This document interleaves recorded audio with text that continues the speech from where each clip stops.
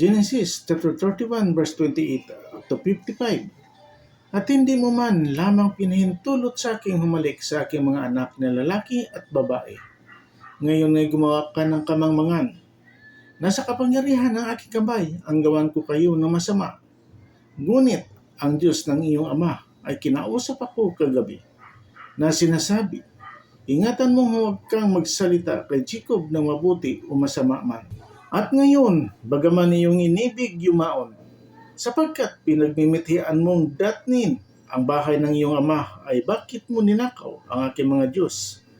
At sumagot si Jacob at sinabi kay Laban, sapagkat ako'y natakot, sapagkat sinabi kong baka mo alising sa pilitan sa akin ang iyong mga anak. Kaya kung kanino mo masumpungan ang iyong mga Diyos, ay huwag mabuhay sa harap ng ating mga kapatid, ay iyong kilalanin kung anong mayroon akong iyo. At dalhin mo sa iyo sapagkat hindi nalalaman ni Jacob na si Raquel ang nagnakaw.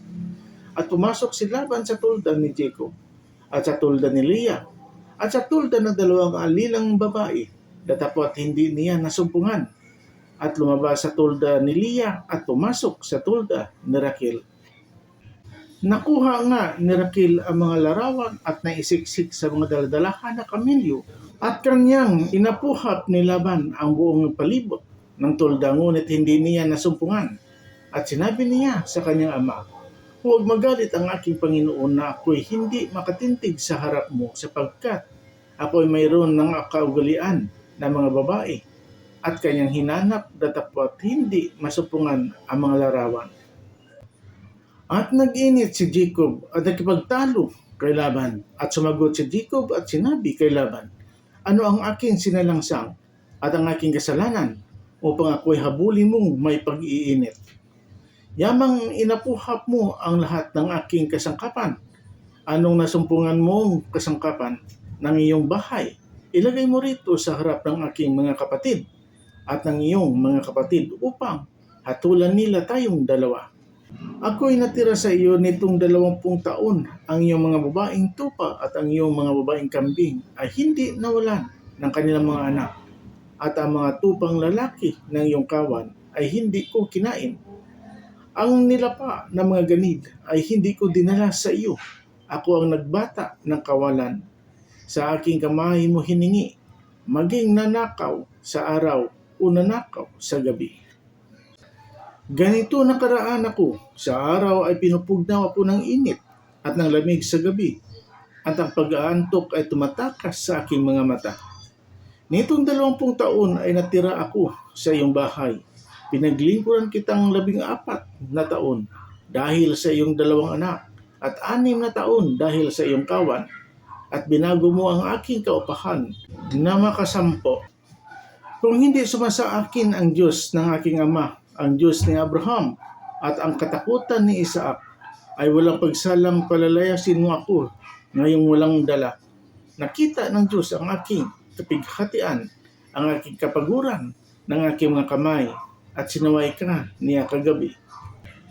At sumagot si Laban at sinabi kay Jacob, ang mga anak ng babaeng ito ay aking mga anak, at itong mga anak ay mga anak ko, at ang mga kawan ay mga kawan ko, at ang lahat ng iyong nakikita ay akin.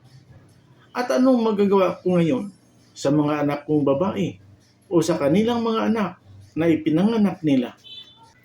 At ngayon halika, gumawa tayo ng isang tipan, ako't ikaw na maging patutuo sa akin at sa iyo. At kumuha si Jacob ng isang bato at itinindig na pinakaalaala. At sinabi ni Jacob sa kanyang mga kapatid, manguha kayo ng mga bato. At kumuha sila ng mga bato at kanilang ginawang isang bunton, at sila'y nagkainan doon sa malapit sa bunton. At pinanganlan ni Laban na Jegar sa Hadutha, datapot pinanganlan ni Jacob na Galeed.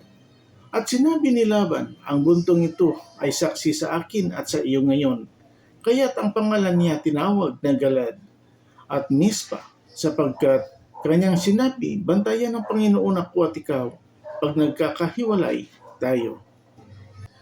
Kung pahirapan mo ang aking mga anak o kung mag-asawa ka sa iba bukod sa aking mga anak, ay wala tayong ibang kasama. Tingnan mo, ang Diyos ay saksi sa akin at sa iyo. At sinabi ni Laban kay Jacob, narito ang buntong ito, ang batong pinakaalaalang ito na aking inilagay sa gitna natin. Maging saksi ang buntong ito at saksi ang batong ito na hindi ko lalagpasan ang buntong ito sa dako mo at hindi mo lalagpasan ang buntong ito at ang batong pinakaalaalang ito sa pagpapahamak sa amin. Ang Diyos ni Abraham at ang Diyos ni Nahor, ang Diyos ng ama nila ay siyang humahatol sa atin at si Jacob ay sumumpa ng ayon sa katakutan ng kanyang amang si Isaac. At naghandog si Jacob ng hain sa bundok at tinawagang kanyang mga kapatid upang magsikain ng tinapay. At sila'y nagsikain ng tinapay at sila'y nagparaan ng buong gabi sa bundok.